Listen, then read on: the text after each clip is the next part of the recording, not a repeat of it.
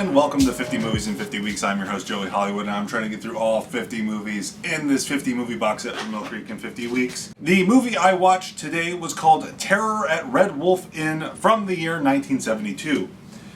Now, I put this on, and it was so strange and so distinct. I was like, oh, I've never seen this before. This is really interesting.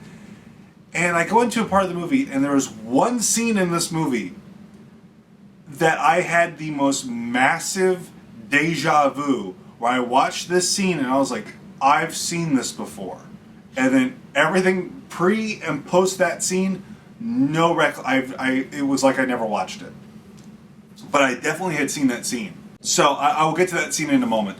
This movie, at first I didn't realize it was a comedy. It was so strange. And these movies on these box sets are so weird that I was just braced for it, like, oh, this is just what this movie is. It's just a weird movie with a strange tone. I later found out it was intentionally a horror comedy. And even though it wasn't quite apparent at the beginning for me, I just thought it was like, wow, this is a weird tone. The very end of the movie, it's very obvious that it is supposed to be a comedy. I didn't have to Google it. But me realizing that it was a comedy recontextualized the beginning. But the opening of the movie, there's this like ditzy girl who's like, oh, I won a contest. And they're playing the most like funny 70s like soft rock music. It's so funny. And she's like riding her bike, and then she like gets this letter that she won a contest. She's like, I won a contest. And she's running around her hall screaming she won a contest, and nobody's listening. It's so weird and funny. But anyways, this girl wins this contest and she goes to this resort. It's not really a resort, it's more like a bed and breakfast. And they are constantly eating meat here, and the other guests slowly start disappearing. They start having weird dreams that look like something from like a David Lynch short film. And everything's so strange, everything's so like heightened and weird. It's like David Lynch meets Broken Lizard meets Texas Chainsaw Massacre meets Motel Hell. Like it's very weird. The tone is so all over the place, but I was never bored while watching this. This actually might be one of the biggest highlights of this whole box set.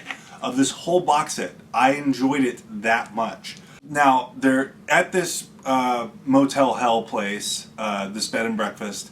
There's a grandma, a grandpa, and their weird grandson who is named, it's either like Sonny Jim or Baby John or something like that. I can't remember. And Baby John. Baby John falls in love with the girl who won the contest at the beginning, and guests start disappearing. But there's always more meat at the dinner table, and everything is so goofy. But there's a period of time where the movie stops being like funny, and it actually verges on being kind of scary for a little bit. It hits this kind of a similar tone that the original Texas Chainsaw Massacre did, where while nothing was like gory or anything, there's this intense sense of anxiety. And then it goes back into the comedy, but there's I want to say like maybe 10, 15, 20 minutes of just like being very, very uncomfortable. Successfully uncomfortable. And then it goes back to being silly. But the main girl kind of has like a thing with Baby John. And Baby John's a weirdo. I don't know what this chick sees in Baby John, because he is weird. I would stay away from him. But they're walking on a beach, and he sees a shark in the ocean, and he runs and grabs the shark, and he just beats the shark to death.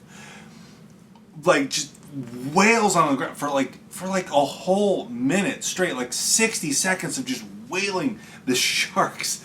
Like it's a little shark, it's like this big, and he's just beating the hell out of it.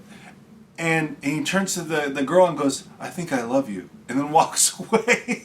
And I was like, and that was the deja vu moment. I was like, I've seen this. How do I know what this is? But nothing before seemed familiar, and nothing after that seemed familiar too. So I don't know how I've seen this scene. Maybe I saw a reviewer talk about it. I don't know where I saw this before, but I can see why it stuck out in my memory. So if I have seen this before, I forgot everything else. But the movie is pretty memorable too. Like I said, I really, really enjoyed it. The ending is really funny. The whole thing's funny. I went and checked to see if there was an HD copy of it out there, and I couldn't find one. So I'll keep an eye out for this one. I think this would be one I'd like to see again in high definition. I liked it that much. So yeah, a definite recommendation. Got nothing more to say about it than that. Hope you watch it. I will see you next week. Remember, please be kind and rewind.